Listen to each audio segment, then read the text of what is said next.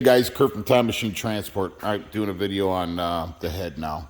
So I had to buy a new head. I went over this in the thrust hub thing. However, I'll go over it again. That injector port, when I got that cup stuck, I was kind of chiseling it out, and I guess the port got pretty damaged. Anyways, by the time they quoted me to machine the head, put the cups in, and extract the bus and bolt from that third bolt, or a broke off bolt from the third bolt being in the camshaft. Anyways, by the time it was all said and done, it was like $1,800. The guy says, we can get you a brand new head, not refurbished or remachined or anything, brand new, for $2,850. So came really nicely packaged. And the name of the company, excuse my shop, we're just cleaning up and organizing everything. So here's the company right here. If you guys want to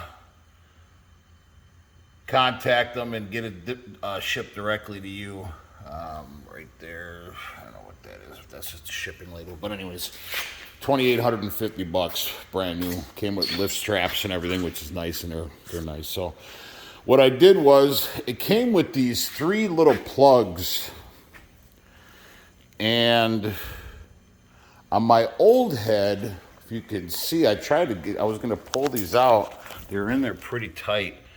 So those 2 plugs there were not installed, so they came in like this little bag. Anyways, so there's 2 holes right here. So what I did was I put them in, and they would not go all the way flush.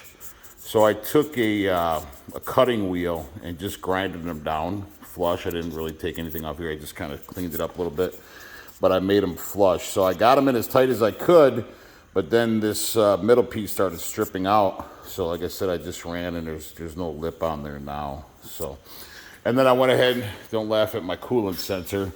They sold me the wrong coolant sensor when I was in Parowan, Utah, when I had them flush my system. So they had to add some fittings. So, but I'm a little worried because it's brass, but it's been in there now for like, I don't know, a year or so. So, and it came with these 3 plugs. Man, those things, I didn't have a big enough Allen head, and I wasn't running to the store. So what I did was I used an extraction kit, Matco, and I was able to get it in there. I tapped it in with the hammer, and man, that thing was in there so tight. I don't know why they would put it in so damn tight. I mean, I get it, maybe because they want to seal it, because they don't know which hole you're going to use for your coolant sensor, but anyways, I would use an extraction bolt, unless you have a big Allen head like that, which I don't. So anyways, then trying to make it as easy as I can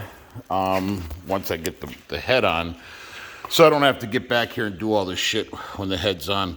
Went ahead and put my check valve back in and this other fitting, and then I went ahead and threaded this fuel line on that goes to my fuel pump. So just going to get it out of the way, and so that's pretty much it. Now, to lift it, obviously I can't use these straps, but it came with new camshaft bracket hold down thingies. I'm not a mechanic, I don't pretend to be one, so I don't know the proper wordage. So I pulled off the front one and the rear one, and I used 2 of my, because it came with new bolts obviously, so I used 2 of my old bolts from my other ones, and I'm going to use that. So these fit. I'm going to use that shorty chain right there. I got to drop this down on the ground, pull these straps, and then I got to grab my my extension, because it's not. I got to get that out of the corner, because I'm doing this by myself. So I got to get as lined up as I possibly can. So it's 4 foot from the tip of the fork to the cage, and it's just not long enough. That's what she said. So anyways, I got to do that. I got to drop it on the ground, hook the chain up, or put my extension on here, and then hook the chain up. And then what I did was, because and you should do this even if you had somebody, what I did was, excuse the mess, like I said, I gotta power wash this floor after this thing's all said and done. What I did was I took one of the head bolts and I didn't cut it off at the bottom. I just cut this. I basically cut this part off flat with the bolt, and then I just rounded it off. So I get more bolt instead of cutting it just clean off. So I'm losing that, 3/4 of an inch or 1/2 of an inch that I may possibly need. So that's what I ended up with right there with my cutting wheel. One there and one there. Now what I did was I cut a slot in there on both of them. So just in case I can't, if it is a little bit further down, I can stick a flathead screwdriver in here to twist them out. I just went in a few threads, but I don't, so I don't want to be cranking on it to get it out, obviously. And then what I did was I cleaned my head, and I took a brake cleaner, obviously, and a wire brush on a cordless drill, just like a round wire brush on it. I didn't get too crazy, especially around these areas. I don't know if that's where your liners are. I don't know if you can really get crazy on these things. However, and then hit it all with brake cleaner. I blow out all your holes, because there's a lot of dust that came out of there, and any oil and stuff like that, you want to make sure that you don't have any oil down in any one of these holes, because when you thread your bolts in, that's going to be real bad. So I just I cleaned everything with brake cleaner really well, and then blew everything out with an air tool, and then let it sit for a while, and then I kind of went over it with scotch, not the gasket obviously, but the block, the motor block. And then I kind of just went over it real lightly, cleaned it up and everything, just so there's no debris underneath here, obviously. And then sprayed everything down with brake cleaner again, wiped it down with another clean rag, and then waited for it to dry and blew everything out with the air tool again, and it cleaned up pretty well. So, and I had to replace my turbo oil line, supply line, because the other one, this piece kinked. I don't know how it did, but this nut would not come off, so I had to cut it with a cutting wheel. So what I did was, and then I cleaned up this blowback line, this oil blowback line, because this thing was all sitting in there super loose. Like that bracket back there was broken. It wasn't hooked up to this. The thing was just literally flopping in the wind. Like I said, I'm not a mechanic. I didn't know what it was for, but then when I pulled it out, there was a hose on the end of it for your blowback tube. So, and then what I do is, because these semis, they shake so much, and this isn't a high temp line or anything, so yeah, it's going to get some heat, but not crazy heat.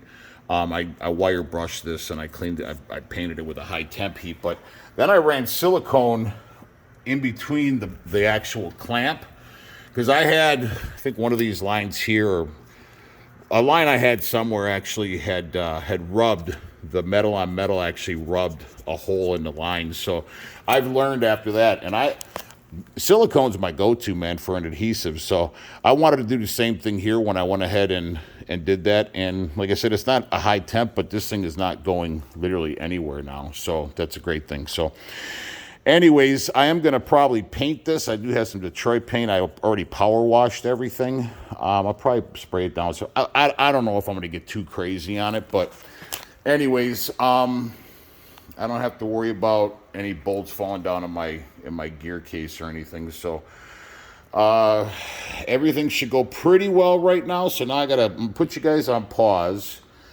And like I said, I'm doing this myself. So I gotta line it up perfectly, because I don't have anybody on this end guiding me shifting or dropping it or anything. So it's got to be a pretty exact thing. So I'm gonna go ahead and put you guys on pause, and then we will get to work here. So been a long day, man. It's like 10:30 at night, so been here all morning and all night. So anyways, put you on pause, drop this, and I think that was pretty much it. I looked up underneath here. I didn't really see anything I had to clean or anything. It's brand new, and it's super nice. So I was gonna paint it before I put it on, but man, I'm not.